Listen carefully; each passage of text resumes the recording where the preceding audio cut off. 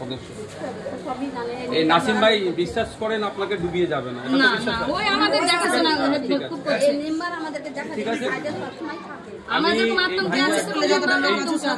এই ভাইকে আমি একটা কথা বলে যাচ্ছি। জুয়েল ভাই আমাদের পরিচিত অনেক আগে থেকে আমাদের বন্ধুরা আছে এখানকার আমাদের জেলা পার্টির প্রেসিডেন্ট আছে, ওনার সাথে যোগাযোগ করিয়ে দিয়ে যাচ্ছি না। এক সপ্তাহের মধ্যে আশা করছি আপনাদের ডেকে সার্ভে করছি, কি হচ্ছে না হচ্ছে আপনারা দেখুন। কি বলছি আমি কি বলছি শুনুন।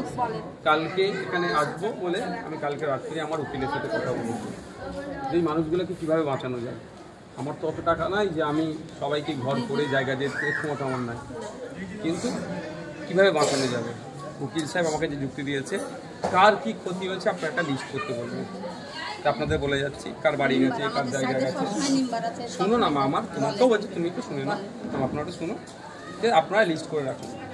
এবার যদি পুনর্বাসন ঠিকঠাক না দেয়, চুপ করে বসে থাকলে তো আপনাদের জন্য আমি আইনি লড়াই করবো, মাঠে ময়দানে লড়াই করবো। আমাদের জেলা সভাপতিরা আছে, বুঝতে পেরেছেন।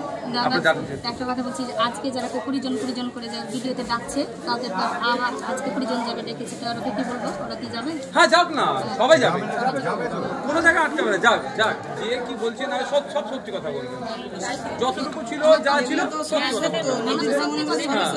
যে ফোনটা দিয়েছে ওরা তিনটে অপশন থাকা যার প্ল্যান ছিল ডিটেইলস দেওয়ার জন্য, আর একটা হলো এর সঙ্গে পেপারটা পাবে, কি কারণে পাবে কি কারণে পাবে না, এই তিনটে অপশন এখন থাকা রেখে। ঠিক আছে, তার জন্য ওদেরকে ঠিক আছে।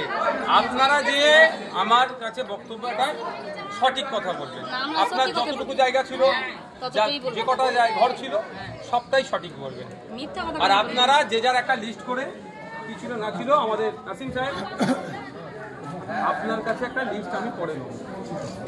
ওই যে 138টা পরিবারের লিস্ট আমি পরে না করে নেব। যদি এখানে ঠিকঠাক করে হয়ে যায় তো ওয়েল অ্যান্ড গুড, আলহামদুলিল্লাহ, কোনো অসুবিধা নেই। আমরা চাইবো পুরো বিতর্কে না গিয়ে যেন যাদের পদ্মার ভাঙনের বাড়ি ঘর তলিয়ে গেছে তাদের পুনর্বাসনের মাথার উপরে ছাদের ব্যবস্থাটা করে দেওয়া হবে।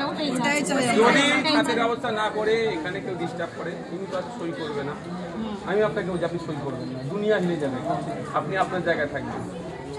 আপনি লেবার জনপ্রতিনিধি, আমি আপনাকে একটা অনুরোধ করব, বাকিটা সরকারের ব্যর্থতা, আপনার ঘর গেছে সরকারের। আমি যেখানে স্কুলে আছি আমরা, আমার মায়ের বোনেরা এখানে থাকার নয়, যে সেটা একটা যে মেয়েরা আছে মাধ্যমিক পরীক্ষা দেবে, তার ফিউচারটা খারাপ হচ্ছে সরকারের জন্য। দীঘাতে আপনার কি বলে ঢেউ উঠে আছড়ে পড়ে, তাও কিছু হয় না। আর এখানে গ্রামের মানুষ কলকাতা থেকে দূরে বলে কোনো খোঁজ নেবে না, বাঁধরামি ছুটাবো, এটা বাঁধরামি হচ্ছে, এই বাঁধরামি ছুটাবো।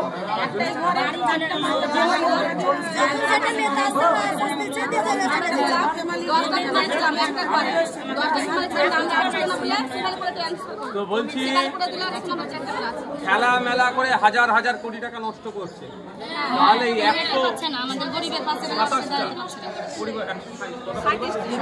138টা পরিবারের পুনর্বাসন করতে পারবে না, করতে হবে।